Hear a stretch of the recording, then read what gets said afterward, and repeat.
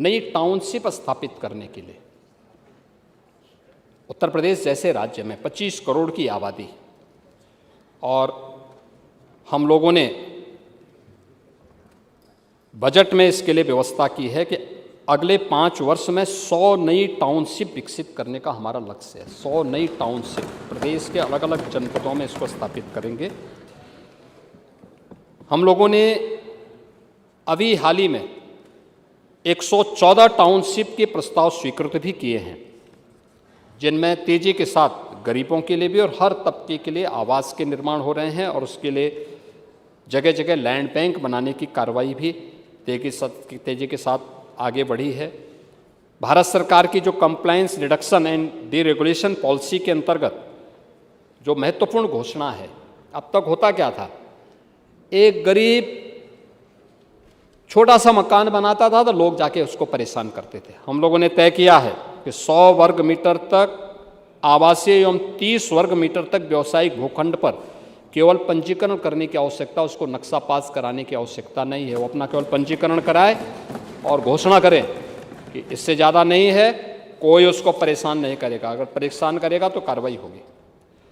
500 वर्ग मीटर आवासीय और 200 वर्ग मीटर वाणिज्यिक तक स्वतः मानचित्र अनुमोदन की व्यवस्था भी की गई है।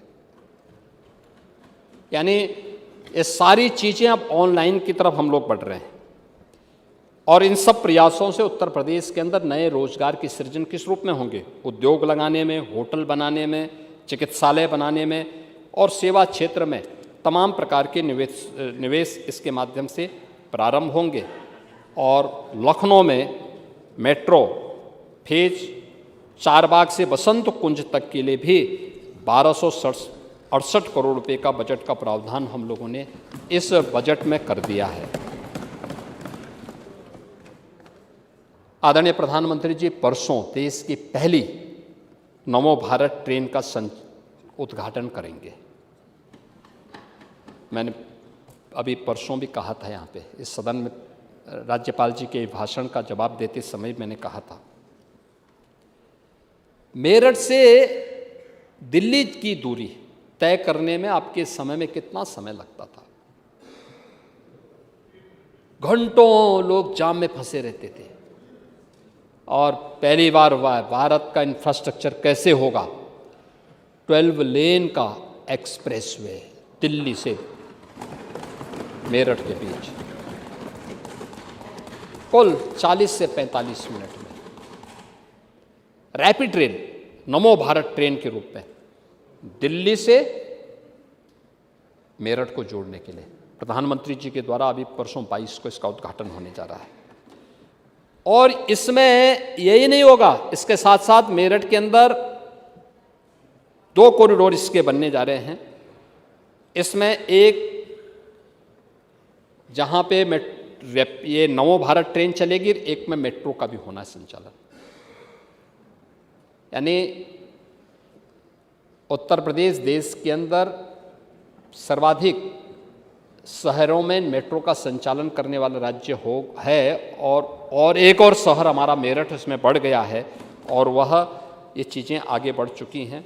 और दूसरा, लखनऊ में हम लोग एक एग्जीबिशन एंड कन्वेंशन सेंटर की स्थापना, 10,000 लोग एक साथ एक जगह में एक कन्वेंशन सेंटर में कोई कार्यक्रम कर सके, यह व्यवस्था भी हम लोगों ने लखनऊ में इसके लिए धनराशि की व्यवस्था कर दी है, और वो पैसा भी हम लोग यहाँ पे दे चुके हैं, और इस बजट में उसका प्रावधान भी कर दिया है।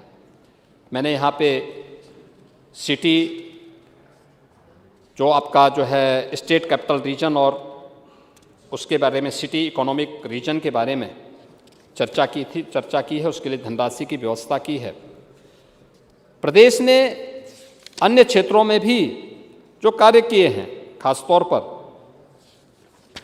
प्रदेश के अंदर अपनी अर्थव्यवस्था को और सुदृढ़ करने की दिशा में, जिसमें हमारे औद्योगिक निवेश के कार्य को वर्ल्ड क्लास कनेक्टिविटी के माध्यम से,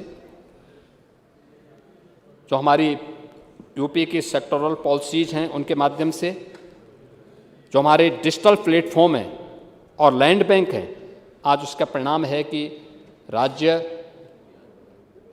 बीमारू राज्य के माध्यम से उभर करके अब भारत की इकोनॉमी का एक ग्रोथ इंजन बनकर के उभरा है और मजबूती के साथ यूपी ने अपनी एक नई पहचान बनाई है।